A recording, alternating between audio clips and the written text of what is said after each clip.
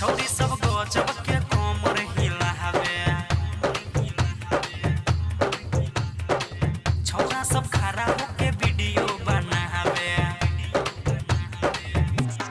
हाय हाय छौरी सब गजब के कमर हिलावे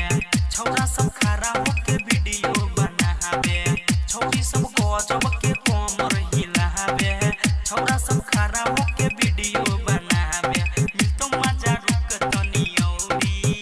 रे वॉल्यूम बढ़ाव तनी औरी नाचे छवे टोला के छौरी वॉल्यूम बढ़ाव तनी औरी नाचे छवे टोला के छौरी छौरी सब गजब के कमर हिलावे छौरा सब खड़ा होके वीडियो बनावे मिलतो मजा रुक तनी औरी रे वॉल्यूम बढ़ाव तनी औरी नाचे छवे टोला के छौरी वॉल्यूम बढ़ाव तनी औरी नाचे छवे टोला के छौरी टोला के छौरी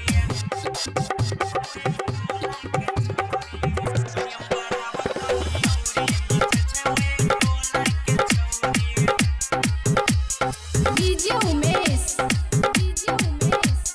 सुखीपुर बाजार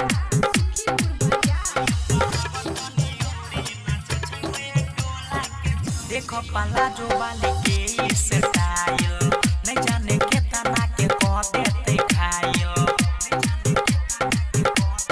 हाय हाय देखो पाला जो वाले के स्टाइल नहीं जाने के तना के को देते खाइल खूब बेलाल छे ओठावा के ओठा लाली निकल लागे छे एकर कोनवा के वाली चाल छे एकर जेना दौरी रे वॉल्यूम बढ़ाव तनी औरी नाचे छवे टोला के छौरी वॉल्यूम बढ़ाव तनी औरी नाचे छवे टोला के छौरी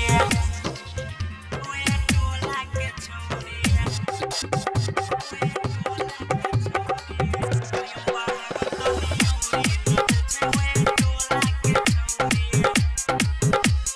डीजे उमेश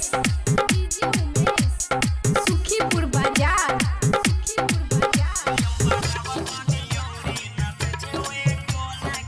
छौरी के करो से लागै नै शरम मिथिले सो प्यारा गाल के को देते नरम हाय हाय छौरी के करो से लागै नै शरम मिथिले प्यारा गाल के को देते नरम डीजे चुलबुली बारे छोले जरलाइत लागै छौ नाचे में को देतो राइत आइ लागै छौ थक जेतो छौरी रे वॉल्यूम बढ़ाव तनी औरी नाचे छवे टोला के छौरी वॉल्यूम बढ़ाव तनी औरी नाचे छवे टोला के छौरी Recording Studio Darnanga.